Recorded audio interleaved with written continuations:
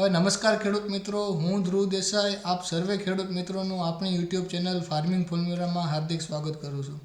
હવે ખેડૂત મિત્રો, આજે આપણે ખાતર વિશે વાત કરવાની છે।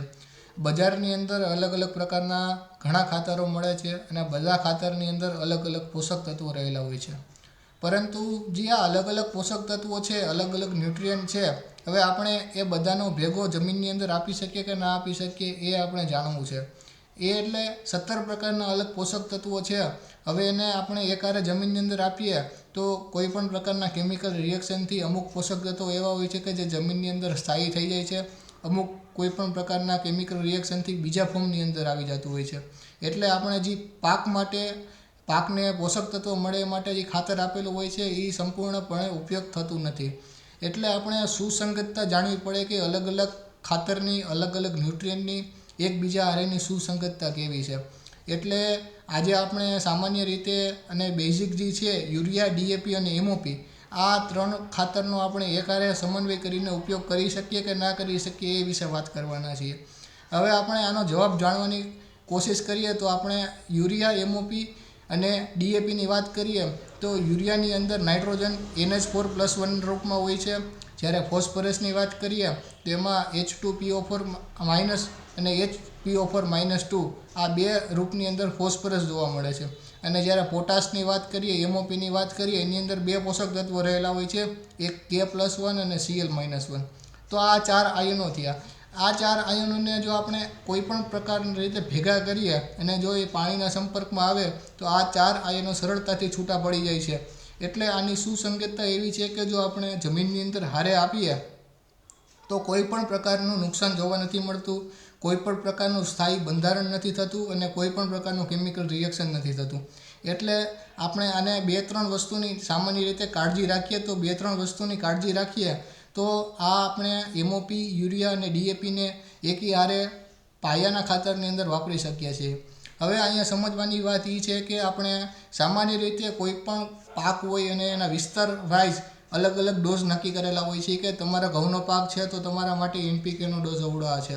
હવે આની અંદર આપણે નાઇટ્રોજનની સ્પ્લિટની અંદર આપતા હોય છે, કટકે આપતા હોય છીએ। સૌપ્રથમ તો પાયાની અંદર નાઇટ્રોજન આપી દઈએ છીએ, પછી પહેલી સિંચાઈ આપીએ છીએ, પછી બીજી સિંચાઈ આપીએ છીએ, ફૂલ અવસ્થાએ આપીએ છીએ। એટલે અલગ અલગ અવસ્થાએ નાઇટ્રોજન દેતા હોય છે, પરંતુ ફોસ્ફરસ અને આપણે જે પોટાશ તત્વ રહેલા છે એ જમીનના પાયાના ખાતરની અંદર જ આપી દઈએ છીએ, કારણ કે ડીએપીમાંથી ફોસ્ફરસ છૂટો પડે અને પોટાશમાંથી પોટેશિયમ છૂટો પડે એ માટે ઘણો 10 થી 15 દિવસનો સમય રહેતો હોય છે।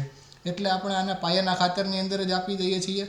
અને જો આપણે કોઈ પણ પાયાના ખાતરની અંદર ડીએપી આપેલું ના હોય અને જો અધવચ્ચે આંતરપાકમાં કે પછી 50 થી 60 દિવસ પછી જો આપણે ડીએપી આપીએ તો ડીએપી આપ્યાના 10 દિવસ બાદ પાકને ફોસ્ફરસ મળવાનું ચાલુ થાય છે।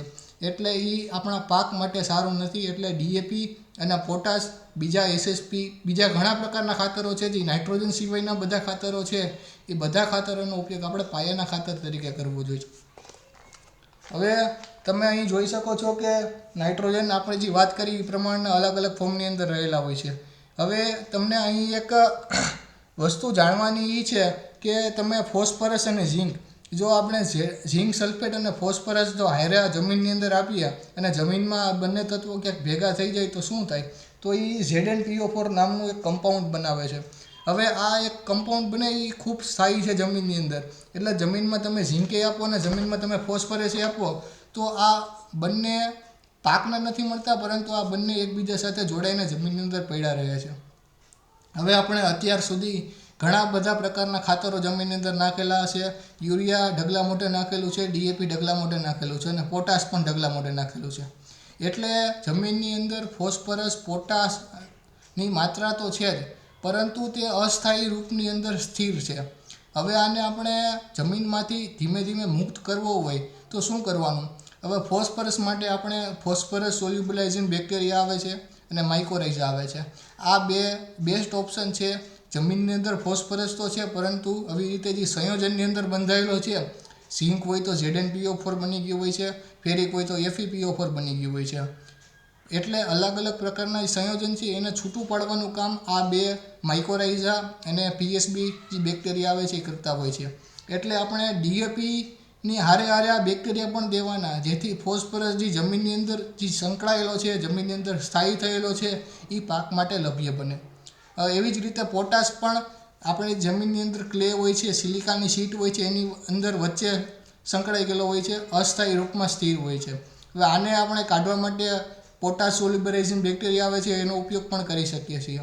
એટલે હવે આપણે જો સૌરાષ્ટ્ર રિજિયનની વાત કરીએ તો જે આ સૌરાષ્ટ્ર રિજિયનની જમીન જે માતૃ ખડકમાંથી બનેલી છે, એની અંદર પોટાશનું ભરપૂર પ્રમાણ છે. એટલે આપણે જોવા જઈએ તો મોટાભાગના જે આપણે રિકમેન્ડેશન હોય છે એમાં પોટાશ ખૂબ ઓછો હોય છે કે તમે પોટાશ નાખો, પરંતુ પોટાશ સોલ્યુબલાઇઝિંગ બેક્ટેરિયા નાખવાની ભલામણ કરવામાં આવે છે. એટલે જમીનની અંદર જે સ્થાયી પોટાશ છે એ પાક લઈ શકે અને એ લભ્ય સ્વરૂપમાં આવી શકે અને પાક એને લઈ શકે.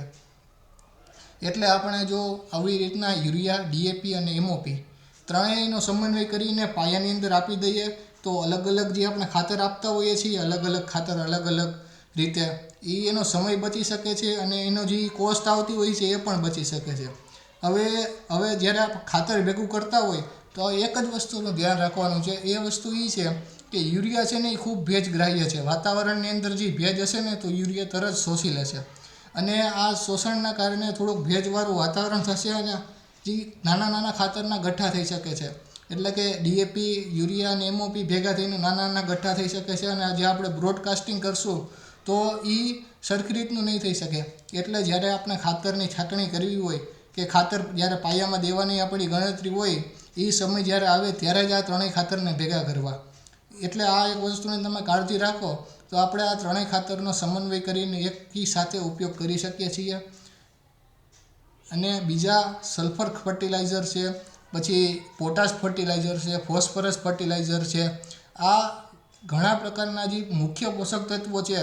હવે મુખ્ય પોષક તત્વોનું પ્લાન્ટની અંદર શું કામ છે, પ્લાન્ટને કઈ રૂપમાં લે છે, પ્લાન્ટ માટે શું શું કાર્ય કરે છે અને કઈ રીતે ઉત્પાદનમાં વધારો કરે છે, આવી રીતે બધા આપણે અલગ અલગ પોષક તત્વોની અલગ અલગ વિડીયોની અંદર વાત કરવાના છીએ.